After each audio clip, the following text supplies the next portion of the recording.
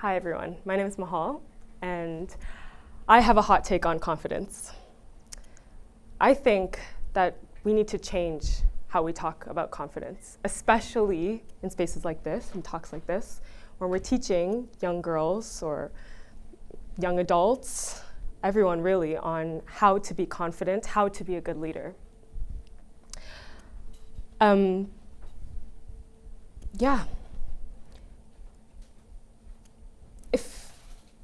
I think we can do better, and I hope throughout this talk, you can think about how you were taught about confidence. And I'm going to share my hot take.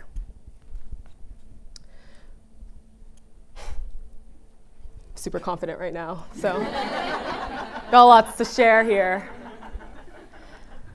No, but if you had, my hot take is that I'm really tired of hearing and getting advice on faking confidence. Maybe you've heard this, fake it till you make it. I think it's good in some instances. I mean, just fake like you've done a TED Talk before. Yeah, okay, like I get it. But I think we can do so much better than this. If you had asked me a year ago, are you a confident leader?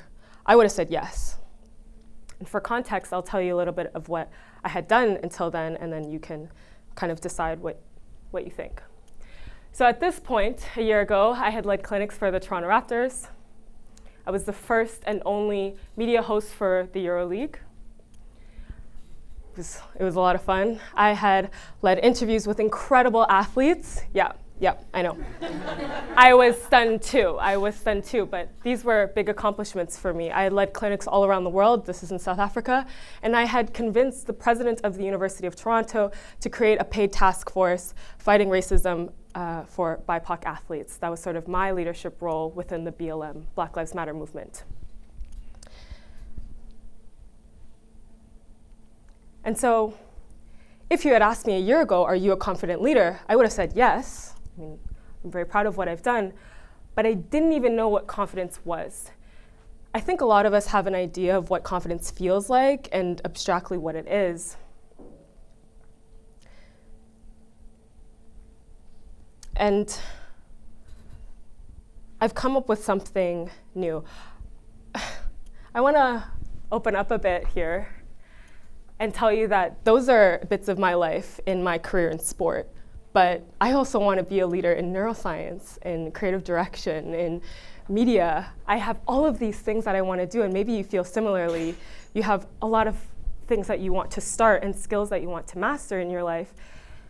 And although with each talk and basketball clinic, I talk myself up. You know, I do the whole make yourself big thing. I ask questions when I can, and I look at myself in the mirror and I tell myself that I'm capable and intelligent, you know, the things that you're taught to do to seem confident. And I do that every time, but I was getting frustrated. Like, I wanted to change my career path. I ended up moving here to TEDxESADE and embarking on the next phase of my academic career, and I didn't feel confident. I was like, what is the problem? You know, like, how am I not confident yet as a person? And so what I want to demystify for you, hopefully today, is what is confidence? This journey for me started with this book. It's called The Confidence Code.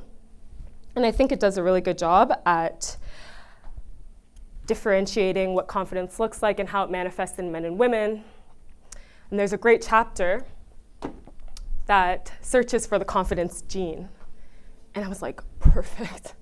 I can just do a DNA test, find out if I'm, I don't know, quarter Irish, I don't know, and then if I'm meant to be CEO or not. I mean, that's an oversimplification, of course not, and that wouldn't even stop me. But what they ended up finding is there are these warrior genes and worrier genes, which can tell us if you have a tendency to be more risk-seeking or more risk-averse.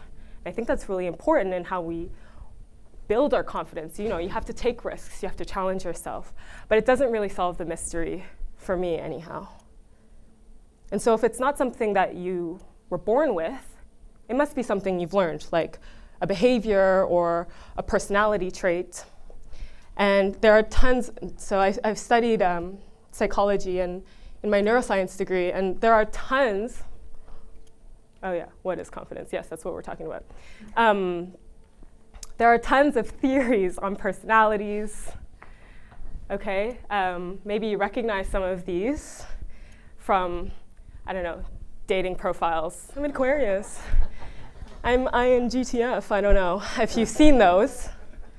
And maybe you're looking for yourself up here and trying to figure out which one you are, and if that'll determine whether you're a good leader or not. I certainly do, and studies do show that if you are more extroverted or outgoing, you're kind of what we imagine a leader to be. So these ones in particular are the extroverted ones. I like these ones. That would kind of be my estimate on what a good leader would look like. For the protagonist one, these are 2 leaders, for example. If you do the test, hands up if you've done the test. Yeah, I know, right? Cool, right?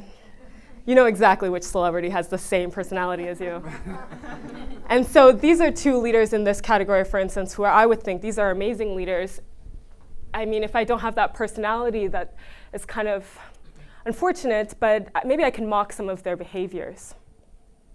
But there's actually no conclusive evidence that proves a specific trait or combination of traits makes you a confident person.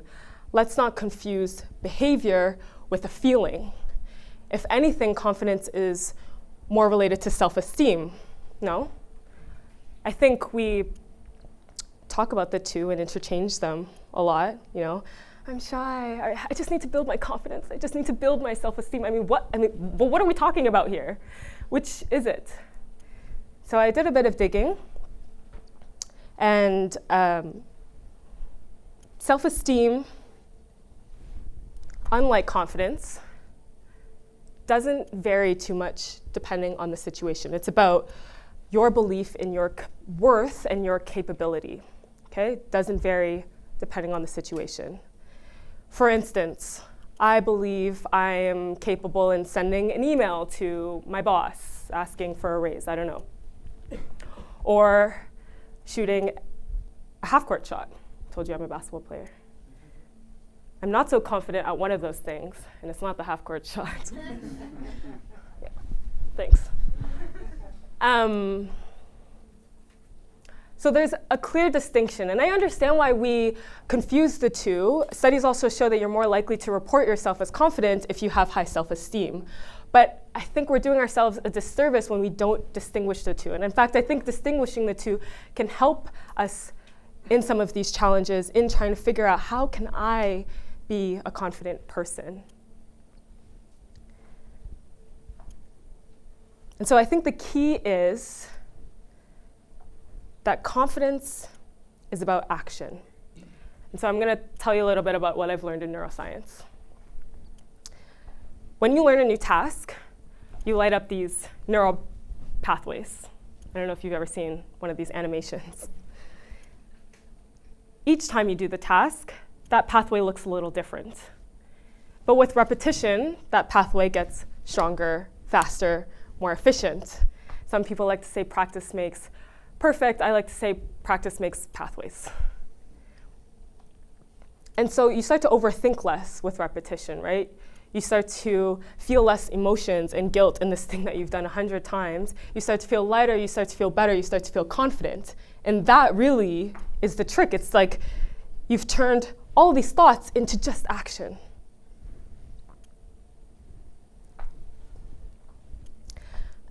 And I think that is the key here, is understanding that confidence is something physical. It's a physical reaction to you in doing your this repetition. And I don't think this is particularly novel, okay? If you've grown up playing sports or learning an instrument, you know that repetition makes you more consistent, makes you feel confident. I don't think that's necessarily new. But what I didn't know is that going from being uncertain in doing something new to confident in it, this kind of switch, in and of itself is a skill. And it actually can help you when you're learning one skill and translate to another. This is called transferable confidence. It's something that I find super empowering. What I didn't know growing up is that the confidence that I was learning the confidence that I was building in mastering, for example, a crossover, to mastering a three-point shot, to directing an interview, to leading a conversation in a boardroom meeting. I didn't know that I was leveraging transferable confidence, and I think it's worth knowing so that we can all seek out more opportunities and start building our confidence. But this is something very physical.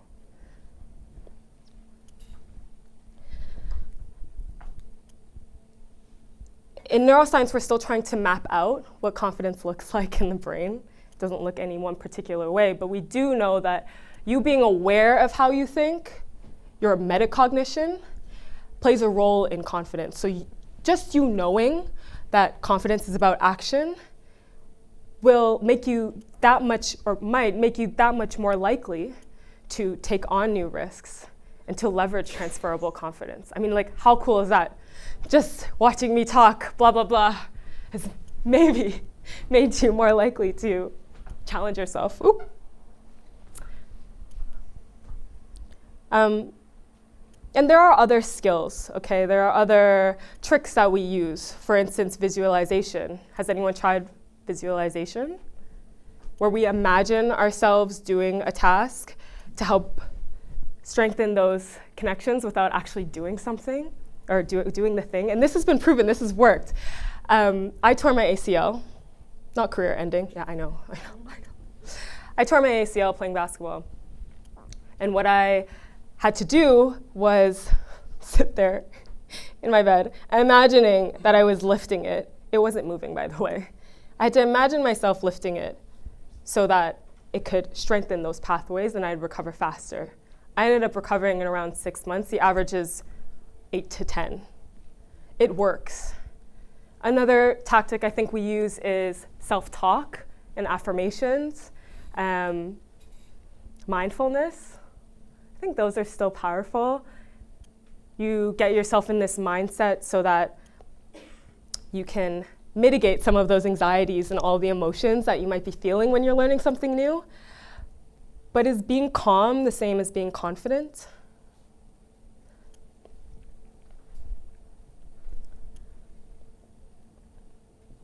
Confidence is about action.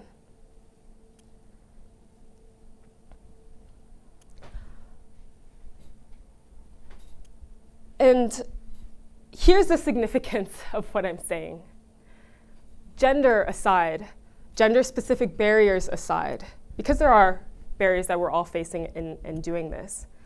But all that aside, this is the neurological definition of how to build confidence, and there's nothing stopping you from doing that. I find that incredibly empowering. What I imagine if we start having more conversations and talking about confidence like action, I'll give you 2 examples. I imagine that we would spend less time talking and obsessing over what confidence looks like, which of these great caricatures you were, and we would focus on doing things. I imagine that when we're talking to a young girl and her trying new things, she'd feel less pressure to project this image of being tall and having this serious, assertive voice. And we could celebrate in the end. Ultimately, maybe her voice will crack and she will be shaking and she will be a little hunched over. But instead of looking at those things like a failure, we'll be celebrating a step towards her having done this thing, public speaking, what have you. The second example I could imagine is that we might see lower prevalence in overconfidence. if we are celebrating these experiences that it takes to get to feeling confident, we might be, and not the pose, not the bravado that comes with looking confident, we might celebrate some of those aspects more. For me, learning this only last year has really helped me seek out challenges to feel more confident, to change my career path.